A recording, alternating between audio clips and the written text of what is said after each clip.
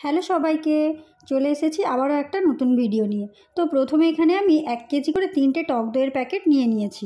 প্রথমে আমি ভিডিও বানাবো না বলে টক দইটা ঢেলে ফেলেছিলাম, কিন্তু তারপরে ভাবলাম না, ভিডিওটা বানিয়েই ফেলি। তো প্রতি 1 কেজি দইয়ের মধ্যে আমি প্রায় 20 থেকে 25 গ্রাম চিনি মিশিয়ে মিক্সিতে ভালো করে চালিয়ে নিয়েছি।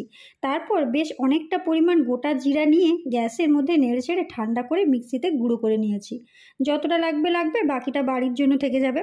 এবার ফেটিয়ে নেওয়া দইয়ের মধ্যে পরিমাণ মতো লবণ, বিট লবণ, জিরা গুঁড়ো, গোলমরিচ গুঁড়ো দিয়ে ডাল কাটার সাহায্যে ভালো করে ফেটিয়ে ফ্রিজের মধ্যে রেখে দিলাম।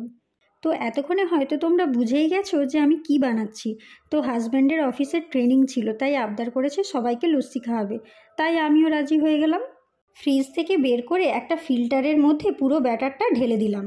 আর আগে থেকে ফ্রিজের মধ্যে ঠান্ডা জল রেখে দিয়েছিলাম, প্রায় 1 লিটারের মতো জল ওর মধ্যে মিশিয়ে ভালো করে গুলে নিলাম।